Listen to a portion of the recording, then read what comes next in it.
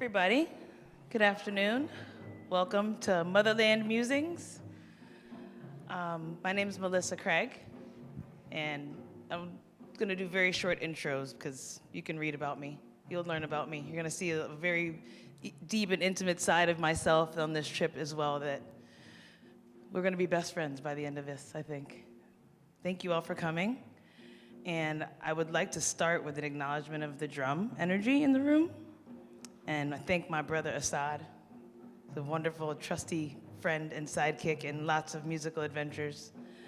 As we're listening to that, and we're letting it kind of resonate in our ears and in our hearts, I would like us to take a moment of silence.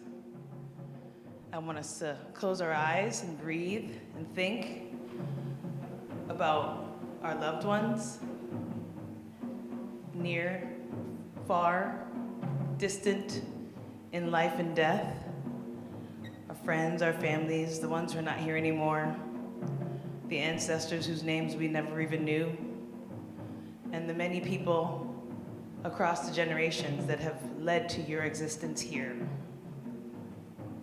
It's Women's History Month. There's a lot of powerful and wonderful history locked in a woman's soul, and it gets passed through generations, through the womb to the children, bringing on each next generation, and that is powerful energy that we can harness right now. You can pull all that energy in from around us.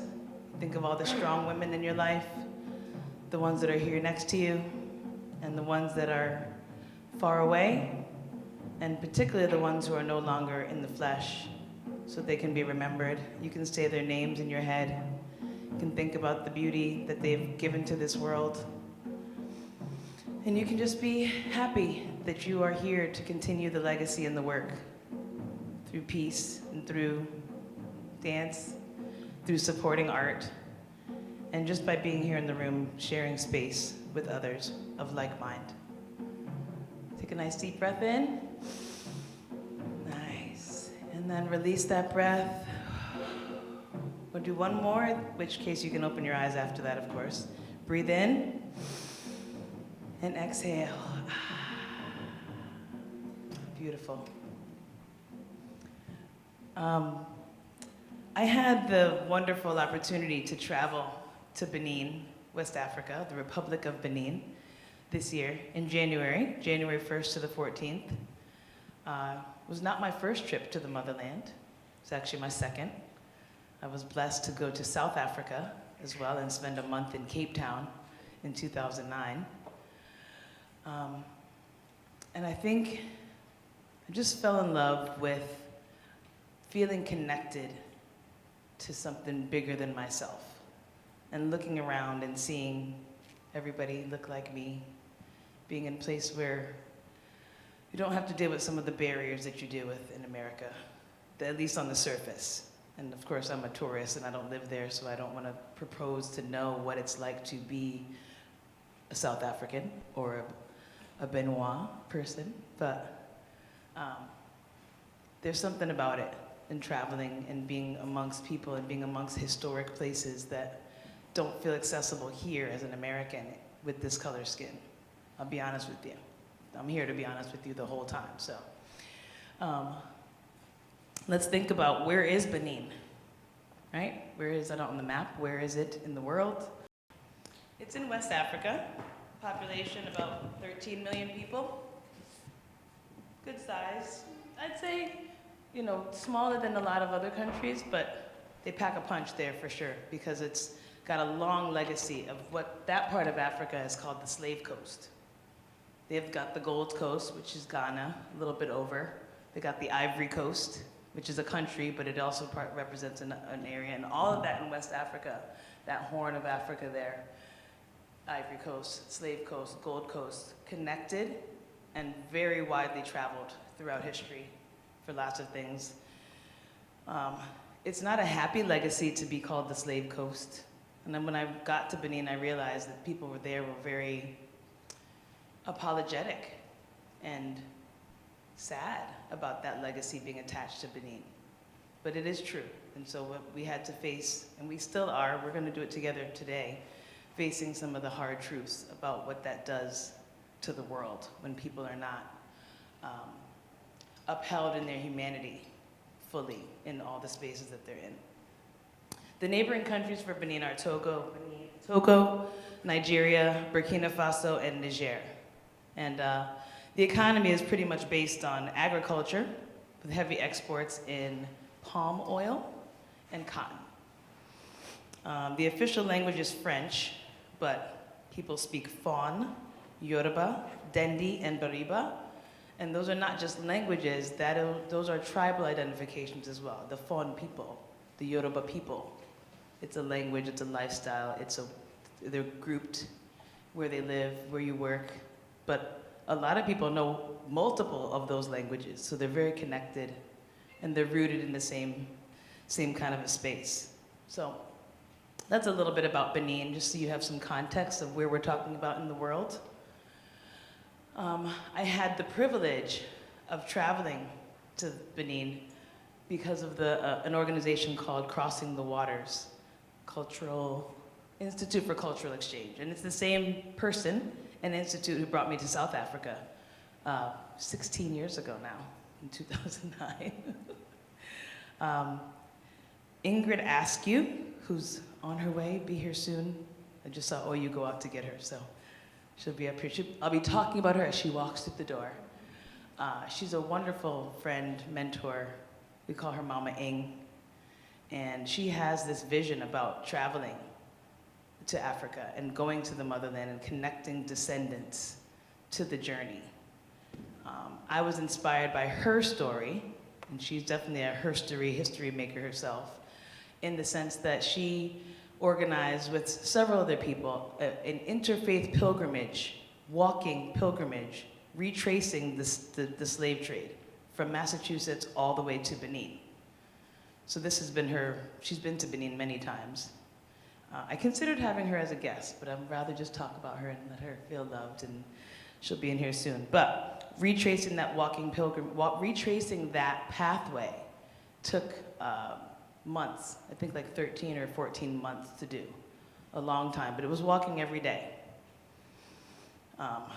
Prayer flags and drums and sleeping on floors in churches. It was just really an inspiring story to hear about and to be recruited by her as an artist, that she saw something in me that was special and allowing me to share space with other artists of a similar mind. That first exchange in South Africa was amazing, and I met some really amazing people, and I work at the Greater Hartford Arts Academy full day because of that trip. I met the person who hired me at my job 13 years ago on that trip to South Africa, Pam Namora. She was one of my fellow travelers, and Ingrid connected us. Like, there's lots of little miracles that happened because of her. So that's the name of her organization, and we travel with purpose. She specifically got hand-selected all of us. My mom's right here. My mom was an integral part of the planning for the trip to Benin, and unfortunately wasn't able to come along, but was there in my heart the whole time.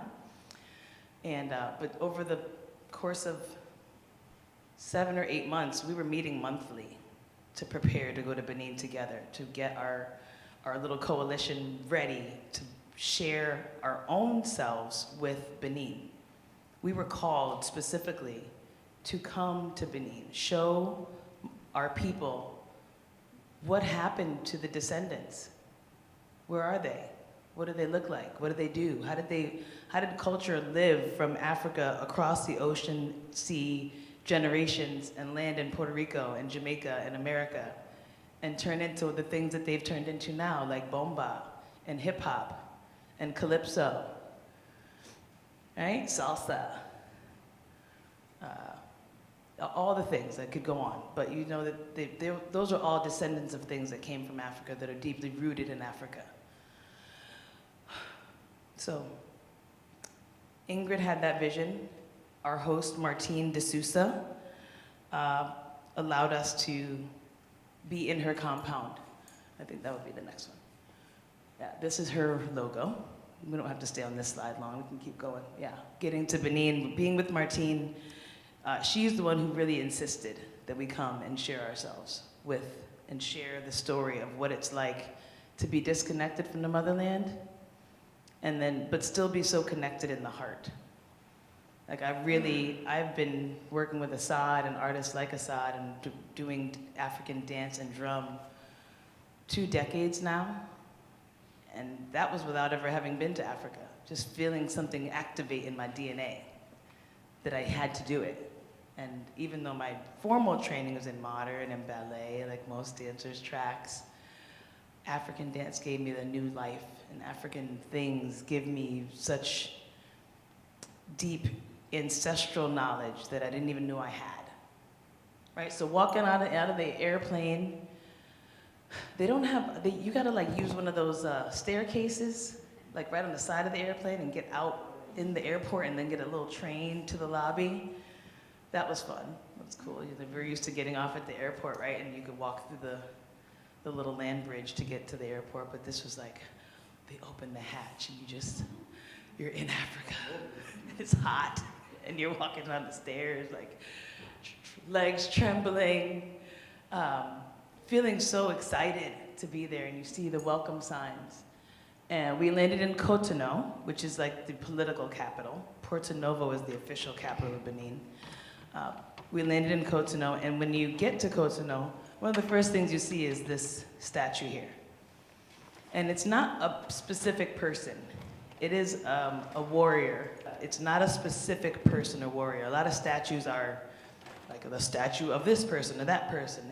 The local hero is represented by this riding warrior who wouldn't give up, whose horse was strong, his body was strong. The ancestors possessed him and kept him going in battle. That the spirit of that is what's important. And that greets you when you get off the airplane in Cotonou and you're driving to your next destination.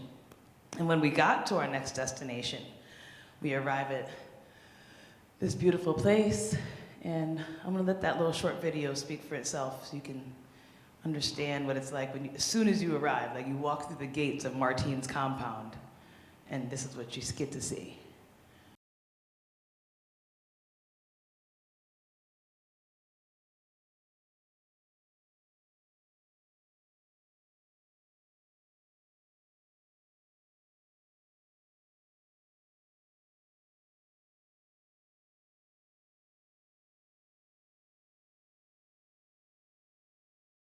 In the top picture, there's 2 of my fellow travelers, Curtis and Saul, both amazing drummers, among the local drummers that work and play at Martine's compound.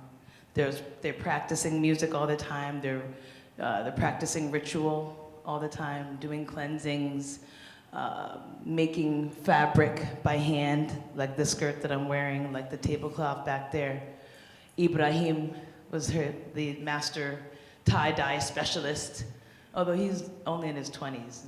He wasn't like elder tie-dye master. I'm sure it was passed down to him, but the fact that that's his passion and station there, and he sat so patiently. I mean, every day you'd walk in, you see like reams and reams of plain cloth, white.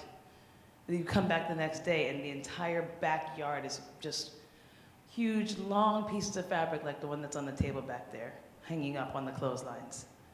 I'm like, it seems like you stayed up 3 days to do this, but you did it overnight. It's miraculous. Again, touched by the ancestors. And for him in the workspace, there's also a tailor who's hard at work, who made this skirt for me. His name was Willer. And they're just kids, but they love it. Martine gave them an opportunity, and they work there with her and for her. And they're proud of it. And they all become our delegates and our hosts and our helpers. And they want to know more about us, and we want to know more about them. We hang out late at night talking, drumming. Such an awesome moment to even just revisit this with you. We're going to go to the next slide while I compose myself.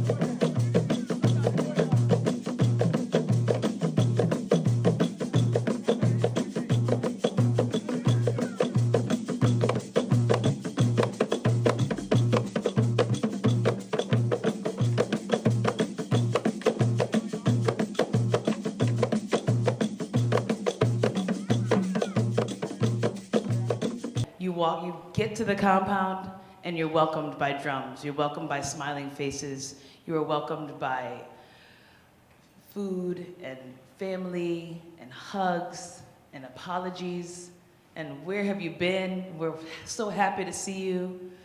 There was never a moment at all in Benin where I felt out of place or felt different. You feel very much welcomed and enfolded right in to what's happening around. And we'll continue to talk, but I think the music, I know the drum and the dance is what bound us. And being able to be among the babies and their mamas, that's Ois and Angelique.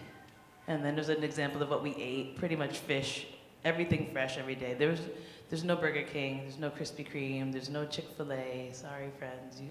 We didn't even look for them, because every day you wake up and someone's putting a hot plate of freshly cooked food in your face, it was amazing. It was like going home and being home. And that's why I called this our home in Benin, and we called it home, and we can't wait to go back home to Benin. I got my hair done, got some good African oils put in my hair, and I had just cut my hair too. It was down to here. I cut my hair the day before I left to Benin to shoulder length, and then I had it retwisted while I was there just to have that experience. Martine has a shop with several artifacts, some of which I brought back with me, and so we'll take a look at those. Well, you'll look at them on your own if you'd like. And we met so many good storytellers. The one that's there, it's listed, that gentleman was an elder of the village, and he talked about that mat that he has in his hand there, and how it was a series of straws just laid next to each other and woven together, they became stronger, like a hand to a fist. And that's what family represents, like each of us being a straw, even the ancestors. We're all kind of adding to that same straw mat, and a lot of the weaving techniques and a lot of the things that we saw in terms of art had a lot to do with pulling pieces together. In our training, when we talk about pulling together and coming together, at Kwanzaa, we say Harambe. And you put your hand up and you pull your fist down, you say Harambe. It means pull together. And so when I think of that, I think of when I see pictures like this, when I was there experiencing it, I felt Harambe every day, pulling together, being a part of something bigger than myself. Yeah, so. Great pictures. It was really hard to decide which pictures. There's hundreds of images, so narrowing it down to try to tell the story in just a few clicks is not easy. But we had such an amazingly warm reception from the government, the spiritual leaders, the village leaders. Everywhere we went, people were happy to see us and hugging and saying, we're so happy to see you. It's been too long. We represented this kind of missing generation. It's so nice that almost thank God you're alive. That's how it felt. Thank God you're alive. We're so glad that you survived what happened to our ancestors. And that is it's a very,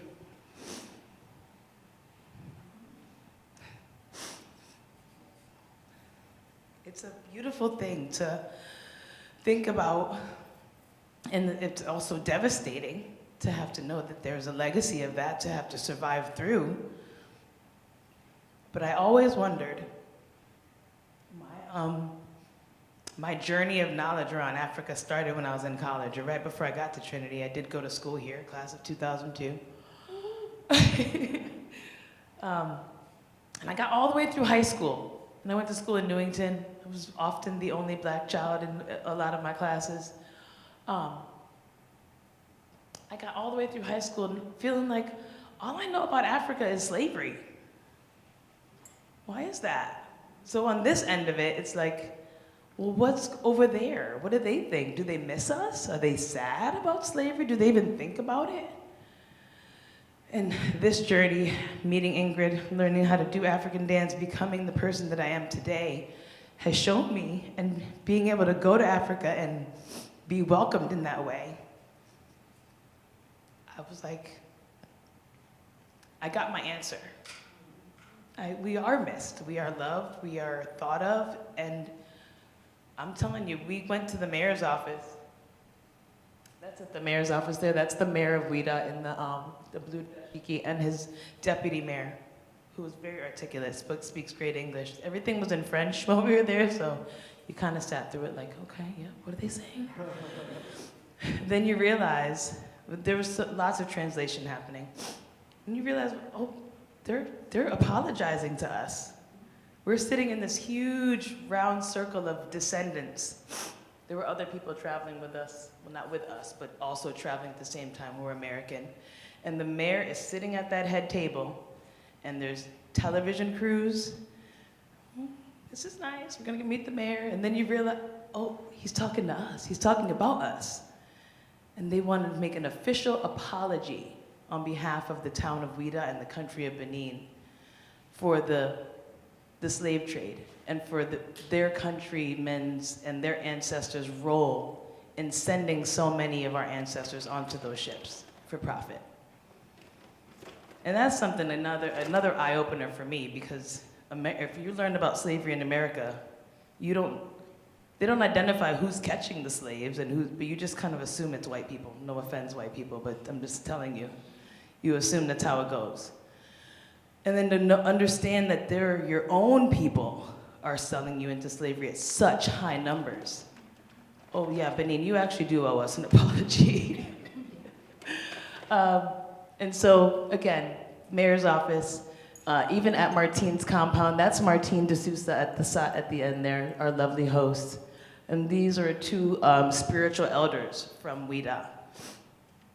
And at first, this one that's right next to me, he was like the high priest. And when I met him, it was like no eye contact. I wasn't sure if I hold the hand, do I bow? Like, what do you do when you meet the high priest of the village? And he didn't shake my hand at first, and Martine was like, they don't shake the ladies' hands at first. They don't know if they're on their cycle. And I'm like, oh, that's a thing too. Honestly, I mean, there were things like that you have to accept.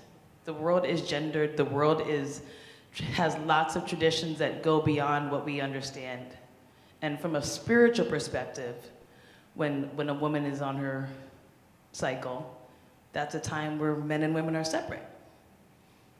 So I understood, and I didn't take offense, and I was happy that he called me over to take a picture. So I'm looking a little like, oh my God, yes, I can take a picture with you. Yes, please. So if you want to go to the next one, I'll just show you the king of Ouida on the right. So they have the mayor, that's like a political person who's been elected. Then you have the king technically he's a direct descendant of the kingdom of Dahomey and the leader of that. Again, I don't really know his name. I didn't really ask. You're just in awe of these things. Like, this is the king, okay? We were standing in the sacred forest, this beautiful space, this beautiful forest with all these artifacts and history. And it was a place of refuge for people running and trying to find safety, even, 300-400 years ago. There are trees there that are that old, that have stories to tell. There are giant trees, and there's all these bats circling. And it's so interesting in some of the ceremonies and speeches when the king's talking or when the other high priests are talking and they're doing something with ritual or drum, the bats just start moving, making noise and coming and going, and I just look up and I'm like, that's the ancestors. You feel that energy. It didn't feel scary at all. Like, maybe some people are like, ooh, bats. But no, these were like, thank you, bats. Come closer.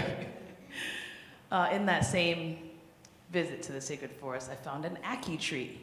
If there's any West Indians around who know what the fruit of ackee is. Yeah, okay, all right. I see some hands waving back there. Very good, very good. And it's something that I pretty much, but my Jamaican parents associate with Jamaica or the West Indies. But prior to our trip, my mom did the research and told me, like, yeah, ackee trees came from Africa, particularly that area of Africa, and you know, maybe somebody brought some seeds with them. Maybe it was brought over intentionally, but either way, it flourishes in the Caribbean, and it flourishes right there in the sacred forest in Benin. And you see the fruits up there, but there's none on the ground. And we'll get to the next slide. I'll just tell you, finish that story. I found one that had fallen, but it wasn't like the season. So somehow, maybe a bird or something knocked it off onto the ground, and it was only one. It's like, it found me. So it's another moment where I'm like, ancestors. So there's placing things right in my hands, at my feet, giving me these gifts that might seem like something trivial to another person, but every moment you're there, you're just so connected to all of that. And the practice of voodoo and witnessing the depth of how they practice and believe. And it's in the food you're eating, it's in the water you're drinking, like everything feels like it's just feeding your entire spirit and body. So I was really happy to see the ackee tree and then look down and find an ackee fruit, and I'm like, oh my God, Mom, look! I think I FaceTimed you from the forest. Like, look at this huge tree. On the left is the direct 9th descendant of, I think his first name is Francois de Sousa. He was one of the major, biggest Portuguese slave traders in Benin during the height of the slave trade. His house their estate is still there, right at the edge of the human marketplace where the slaves, the enslaved people, the captured people were auctioned and then separated and sent out. We visited that place. There's some more footage later on, but this man here is the direct descendant of that de Sousa.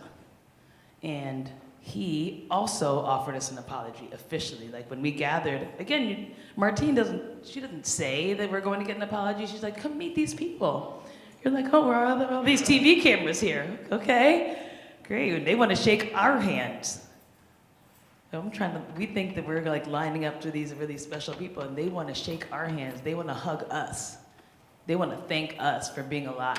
It's such a mind flip when you think about, you know, I'm just little me from Hartford, Connecticut, and you want to hug me and shake my hand? Great. So let's keep going before I talk too much. Oh, there's the ackee.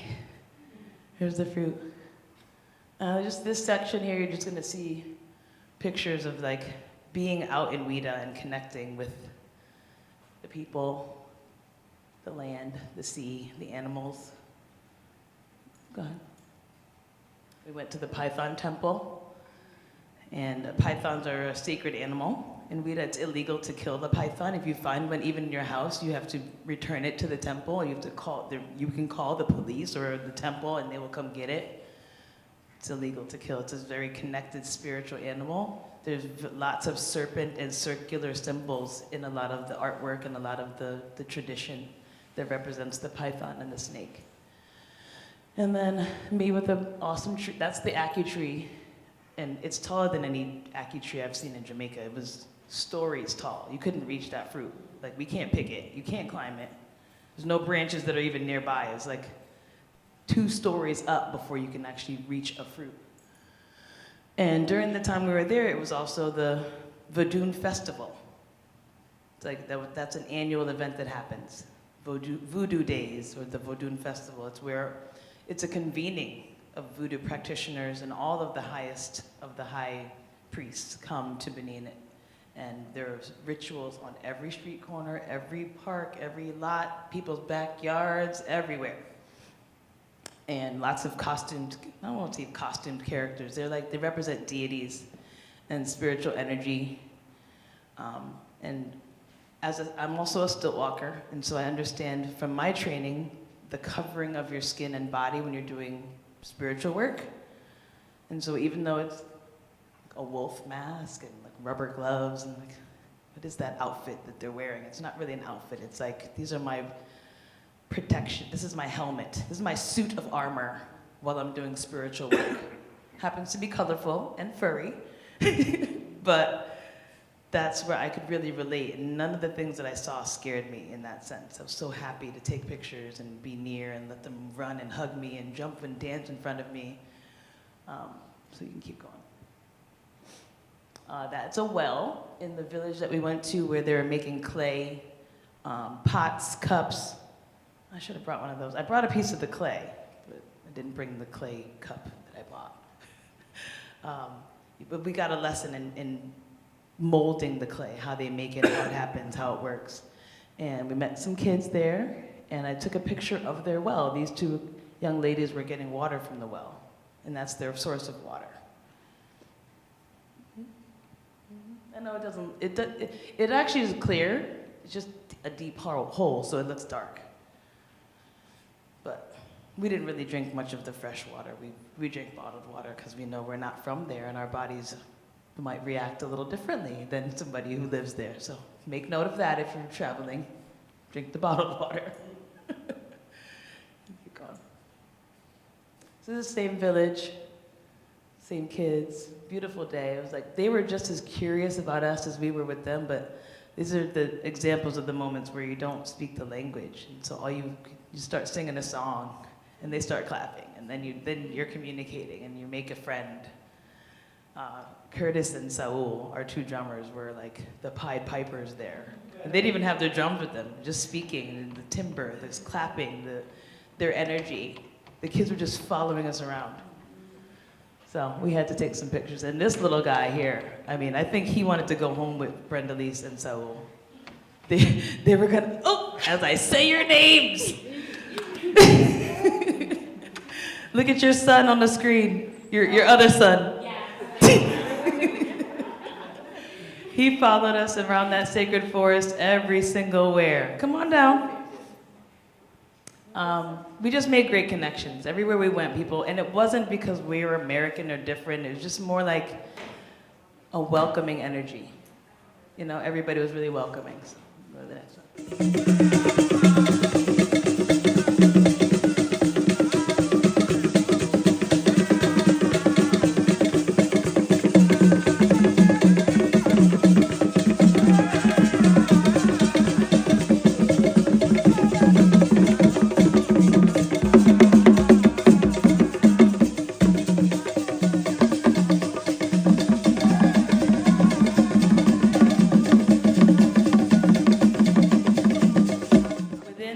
Sacred forest. There was so much ritual practice, drum, singing, chanting. We all got African names. While we were there, we had a beautiful naming ceremony with the king of Ouida, the guy in the green when I had on the white dress. Yeah, he gave us all well, not new names, but helping us identify our African selves with our names. My name is Binyoni, and it means happy. It means one who brings happiness. I guess, you know, they saw something in my eyes, the twinkle.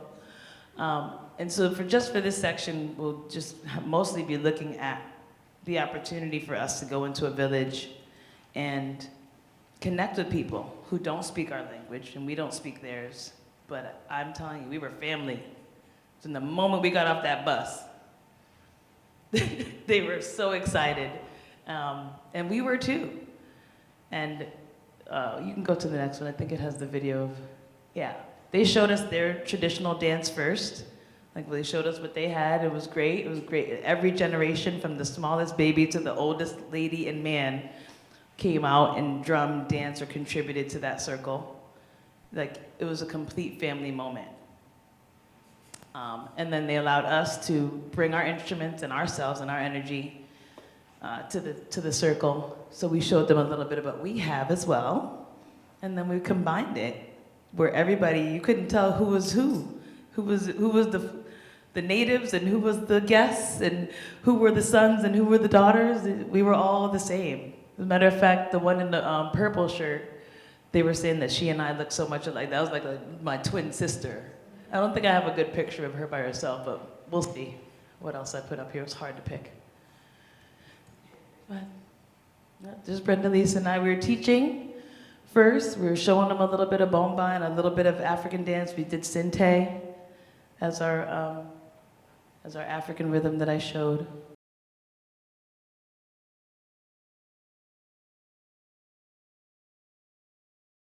trying to think like how do I teach them? And then I was like, wait, just move, they'll copy you.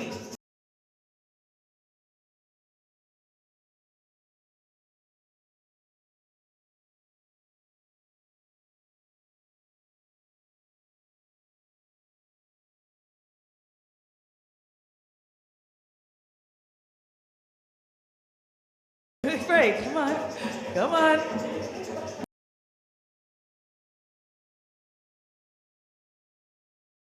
I like that part when I was like, listen to the break, and then they point to their ear. Like,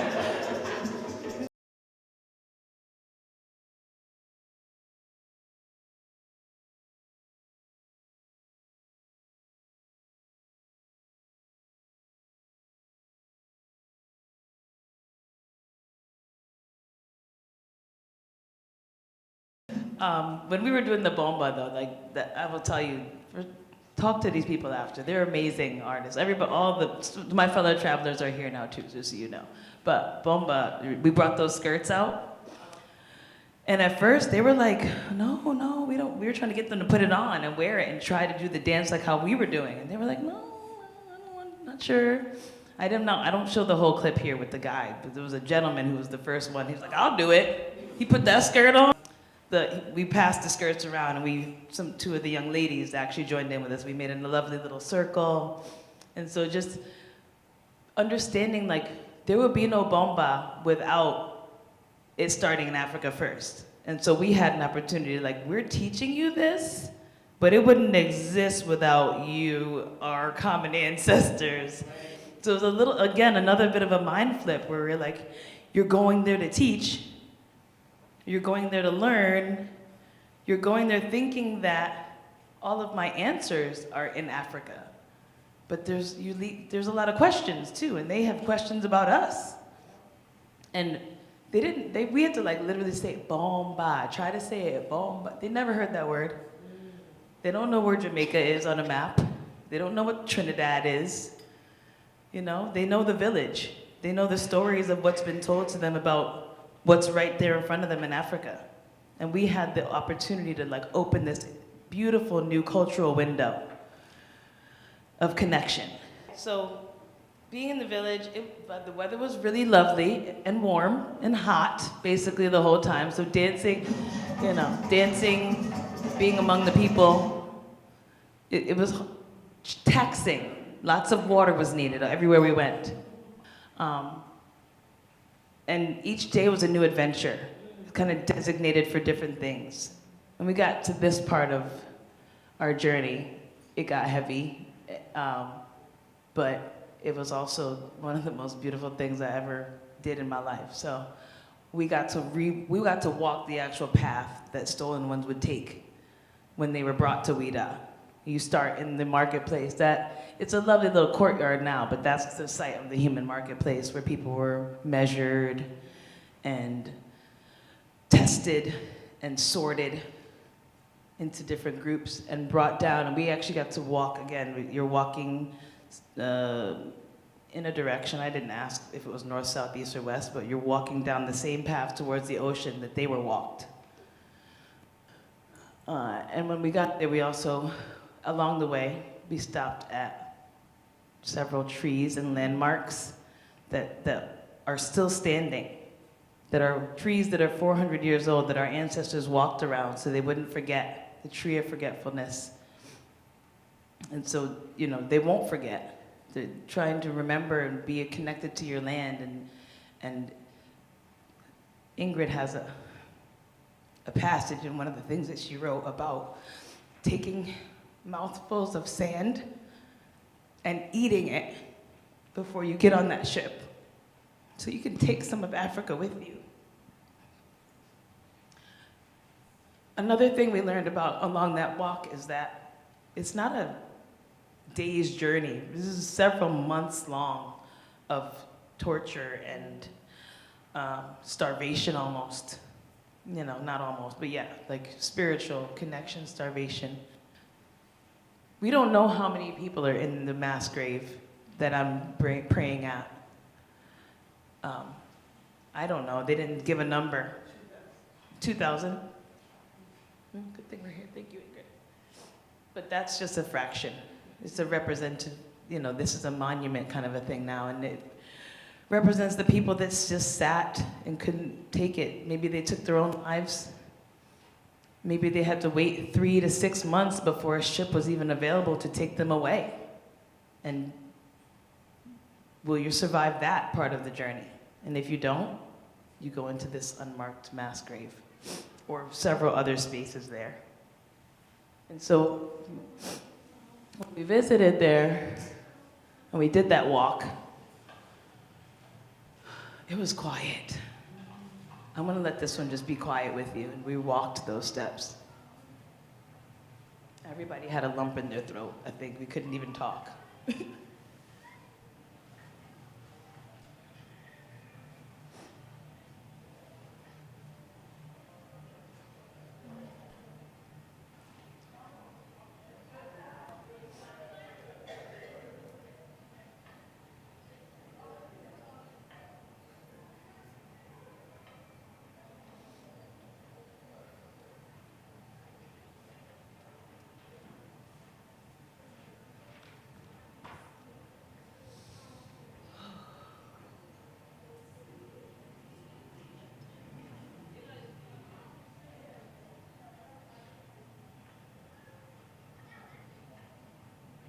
You do get a good chance to see the landscape here too, like the dry aridness of it, but the beautiful color contrast of the buildings, the patterns.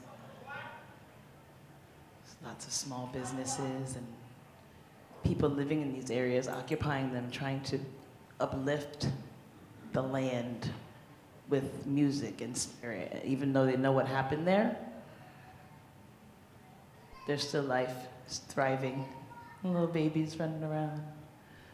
And then there's us on our sojourn, retracing these same steps that our ancestors took.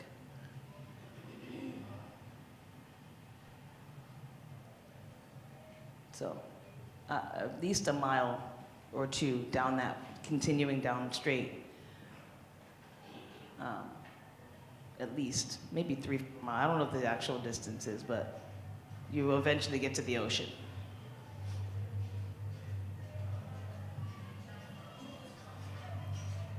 Don't we look strong, like the the army, the soldiers marching?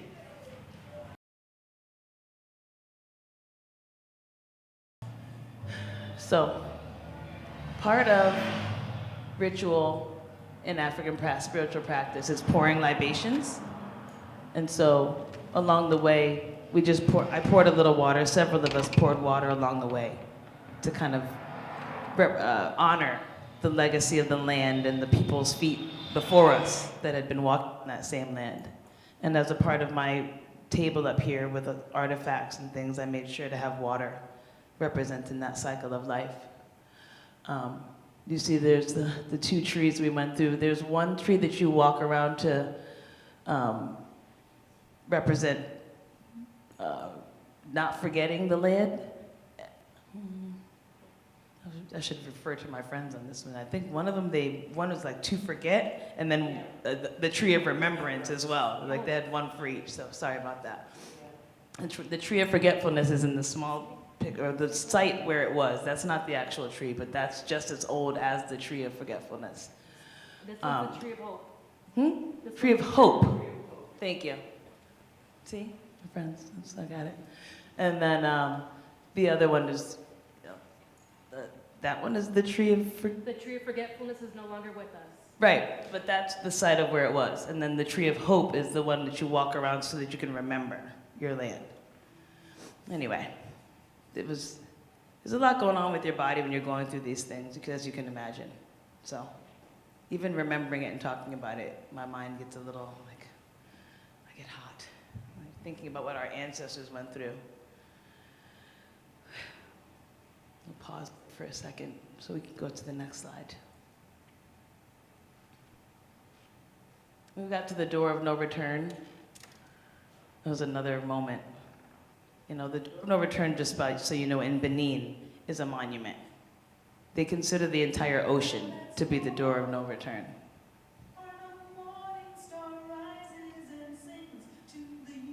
I got to do a little dance there.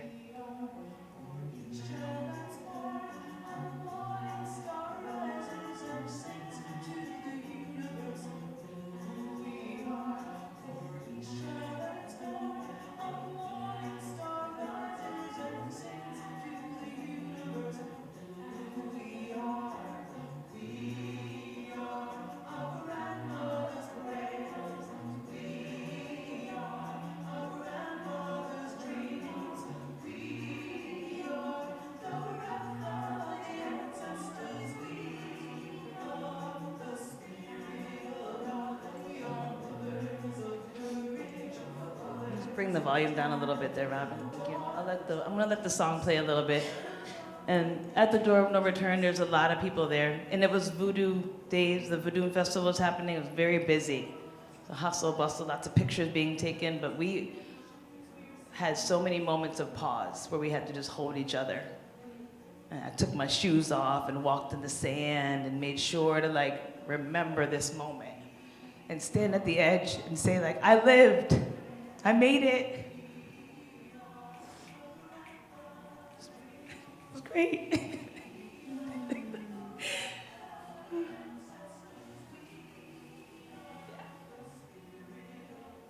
So, being able to stand there and hold up those walls as they held me up from like not falling and crying, it felt powerful.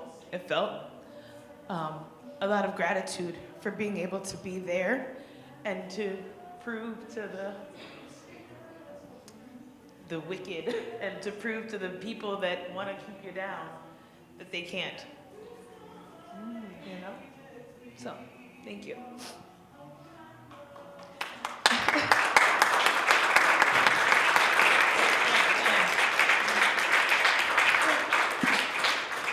I think this slide I put here, we can have a little music playing because I love this song. I spoke about the lessons and reflections along the way. And I do want to leave time for everybody to have questions and answers. Questions.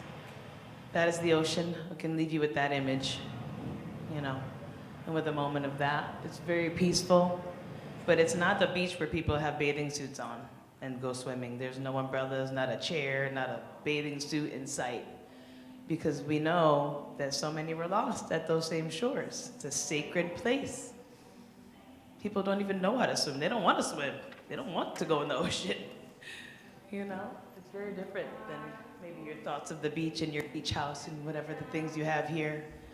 Coming home after being on this trip was another lump in the throat and a punch in the face between the cold and the political climate and the way that the world is shifting and moving. I literally wanted to get on the plane and go right back. Amen. We're gonna try to stay hopeful, right? You know, the next slide is our homework as a community. That music is so good. Response and a Call is designed as a discussion space. That's the name of this series. This is maybe the 9th or 10th one that we've done. It's always a dialogue. So today's dialogue is me mostly talking, but also trying to inspire and hear from you about what do we do now? What do we do next with this information? I'm glad I could share it with you, but I also know that there's work to do when you get inspired. And the things we can do here on our fronts is to think about what's up here, right? Use the arts to build bridges, support local artists and organizations, honor the journey and contributions of all people, celebrate diversity and difference, resist the erasure of history and stories. Resist, that's the action word for us, resist. Celebrate is an action word. Honor, support, use, and be an advocate for justice and unity wherever you go. You know, everybody can do a little part.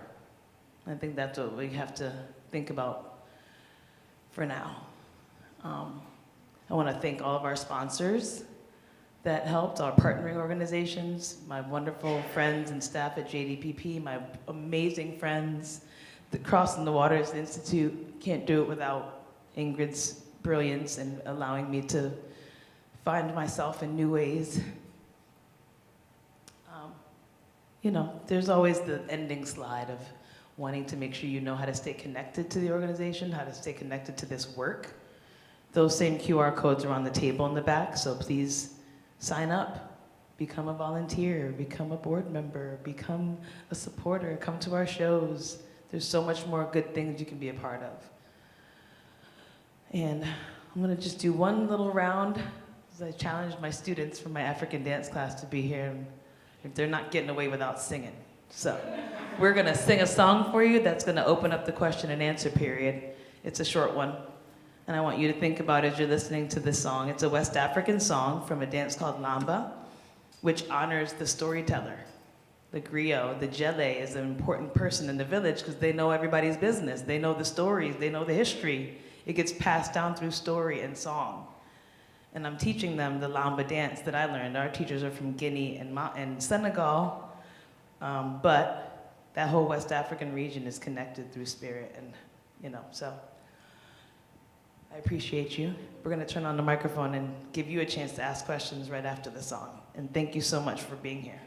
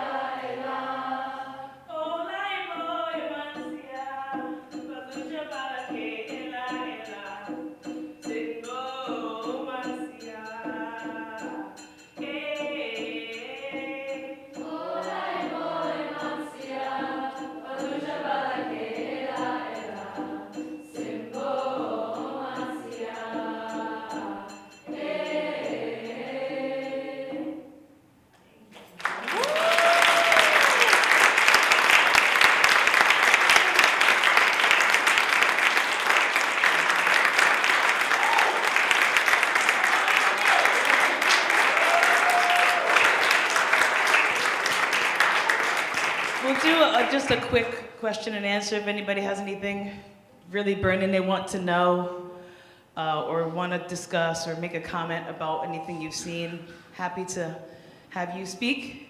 Got one over here. And we'll keep it quick. There's cookies and water and stuff, and if you gotta sneak out, it's fine, I understand. If you wanna hang out and see what's on the table, I'll be here for a little while longer as well. Were there slave castles in Benin? We didn't see any, not castles. We saw one building that was like there was a fort for sure with cannons. I mean, that was a Portuguese fort, and it's still one of the few places that's standing. And it was one of the few places that had grass. Did you notice that? They had grass. The fort. Everywhere else is like dirt, road, everything. There's grass there. And you called the barracoons. There were tombs. So they were underground? Yes, the barracoons. Along that same walk from the marketplace to the ocean, there were buildings called barracoons, and they would keep you in the dark so that you would get used to being on a ship for months. Yeah. You're chained, you're in the dark, very little light, very little food. It was like a conditioning space, a place to break you. And a lot of people, a lot of the enslaved people died there. They didn't even make it to a ship. Did you go inside of No. the tombs? No. I have. Yeah. Ingrid has visited. Yeah. But Zora Neale Hurston has a book that just came out that was written in the 1930s, and they refused to publish it. But she interviewed a man by the name of Cujo, who was taken from Ouida to Alabama. And it's a fascinating story. And they created a whole town called Africatown in Alabama. It still exists today. But the name of her book is Barracoon. And this interview with this gentleman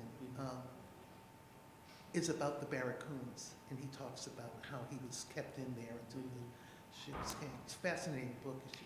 It's fascinating. Just everybody read that one. I went to Ghana a couple, decades ago now, and they had slave castles, and I just remember entering them. Yes, and entering them, like, it mirrors the feeling that Mel is talking about right now. You know, the connection, what you understand of what happened in those castles, and just the degradation. I know, we're all like, Yeah, the spiritual it's just different. Like, if I think that every person, a Black person who has a connection to Africa, should visit if they can, because there's a different understanding of yourself, like, once you've been. Tracy? I got a question. Go ahead. When the locals in Benin were catching people to send on the ship, how do they know who they want to catch? Because isn't there like brother, sister, neighbors, and how are they? I just don't understand how to know like who Fair. they should send to the ships. Fair. Those are, remember in the beginning I was talking about the different languages and the villages and the tribes? So if there are warring factions of people, even though we look like we are related, you speak Fon, I speak Yoruba, maybe we're enemies right now in this point in history. And any Yorubas I catch, they're going with the Portuguese. You know, or they're going with the catchers, they're going with the whoever's. So that was pretty much how it would be. There would be land disputes and resources that were, you know, people trying to hoard them or control them. And just like now, I mean, human nature, sadly, there's a place where you don't have any regard for humanity when you're in search of power, when you're in like a power vacuum. You know, is it evil? It depends on who you ask. But there is definitely it's a struggle of power and powerlessness. And I think that even though we're brothers in life and humanity-wise, if we don't look the same or think the same or live on the same street, you're my enemy. And it just it can get down to that simple. Do you have a question, young lady? What's your question? Use the microphone so we can put it up. My question is, I see any costume. If you saw any costume. I see any costume because the girl had a costume, had a stick, the clothes on it and the skirt on it. So, yes, we saw lots of people who were dressed in different kinds of costumes, and they all were happy to see us. They danced with us, and they came and they represented our ancestors' energy. They represented our spiritual connections. And so they don't need to show their face. They're gonna just be a symbol, right? And then we saw these other beautiful, I didn't put any of the sambentos. I'm speaking Spanish, oh my goodness. Sambentos in there, they look like, I call them a teepee or a little haystack. It's floating. And I know, I had to be very selective about what I was gonna show, but anytime anybody wants to see more footage, we can sit down for coffee. It was a beautiful day. We spent hours just watching them spin and move. And you can't really see the feet. You're not sure who's in there, how many people. And there's just dust flying, and there's like people trying to wrangle them and keep the crowd back. And just running back and forth. It's beautiful, beautiful, beautiful. And they would come right up to you into the crowd and then back up. Anyway, you have a question? You just want to raise your hand? Okay. Are there any questions or comments? Microphone's coming. As it pertains to language, because you mentioned translator, correct? Did you feel a sense of like something was missing? Because I travel a lot to many countries, and when you don't speak the language, you can feel like you're missing something or you missed out on something. Was there a moment when you felt like you missed out on something? Maybe someone was speaking and you just like, I wish I understood what that person was saying, because the language is so I'll be important. honest with you, our hosts were so good. Yeah. We had an English speaker with us most of the time, and they would tell us what's going on. There was one moment, like I said, in those political spaces with the press conferences, there's a lot of moving parts and people talking. And so, but eventually someone says it in English or pokes you and tells you what's going on. We had several translators, but Martine, Didier, Jean-Paul, Loic. So we had several people with us in our party from Martine's compound and family that were there with us on every step and never really let us feel disconnected in that way. And in the times where they maybe wouldn't speak, that was when the drum or the music or the song was speaking for them, and we didn't need it. So it was we were lucky to have them as hosts, for sure. Hi. I was curious about those drums. The not yours. Those look like boxes. Was it cardboard? What was it? They're made of wood and skin, like our drum, but they But just make they're them in boxes. square. Yeah. Or They make the frame square. Yeah. Samba drums. oh. Yeah. So even if you look at Brazilian drumming, you'll see a lot of similarity there. Maybe they teach samba here, right? They teach samba drum ensemble here. And so thinking about it from that perspective, they're different shape, but it's still wood and skin. And sometimes they play with a hand and a stick, or they play with two sticks. So it's not like the exact same as ours. It brought me back to an instrument in Jamaica, which they call the mento box, which has a square dimensions with little thingies in the front that make noise. Music. Yeah. But I just want to say thank you very much, and I just want to share with everybody that this is my heart and my soul, Mellissa. and this is full circle, because we live a block away. And we used to come up to Trinity 50 years ago when we were a young family. And we would sit on Summit Street because a gorgeous sight in the fall, Yeah. looking across. And she would say to me, she was 3 or 4, Mommy, I want to come to this school. I said, I don't think you can come here. We can't afford it.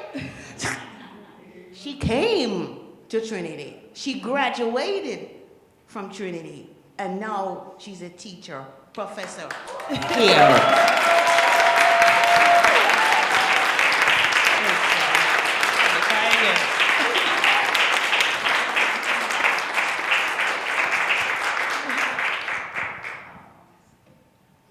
I just want to say how proud I am of this woman here. Yes.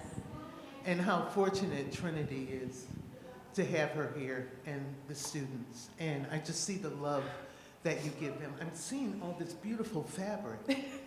And I'm like, You know my she did tribe. that. You know my tribe when you see 'em. Yes. I love you. Thank you. And I'm so mutual. happy that you're a part of Crossing the Waters as an associate artist. And I'll take you anywhere. Because you make us proud. And everyone that is here, Brenda Lees and Saul, Jaja. Sonji, Jaja, Jaja's here. they made us so proud when we were there. And so we're welcome back every time. Yeah. And they can go back on their own, because that's how well represented, they did. Oh, yeah. And they're just remarkable people, but this is a star right here. Oh, my goodness. Thanks. I think we'll close it out on that. You have a question this time? Okay. Go ahead. How did you feel when you went to Africa?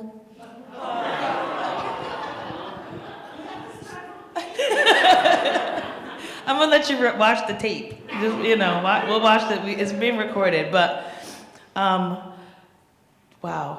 All I can say is I feel smarter and wiser about myself and where my work exists in the world going forward. Like I searched different genres of dance, different organizations, all these people, and filled with experience of doing the work of others.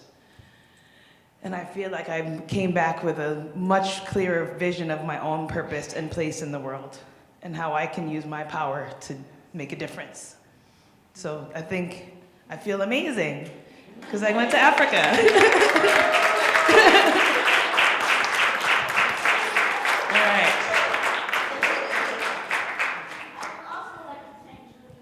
Yeah, definitely. Judy Doran, ready to give her a hand.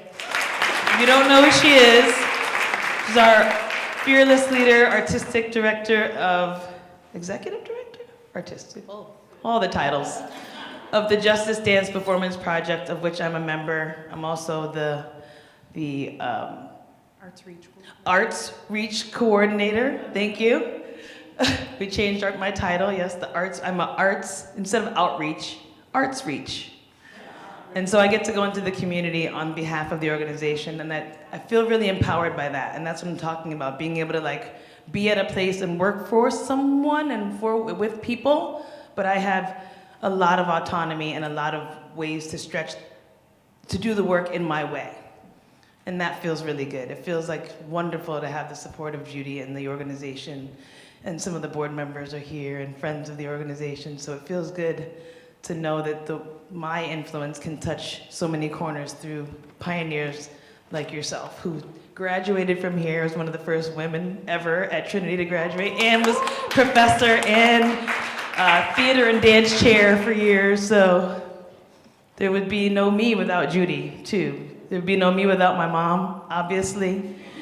There'd be no me without Ingrid and all my fellow travelers. There's no me without anybody here in the room. You're all a part of the journey for me, and I think if we all look at life and connections in that way, it'll help.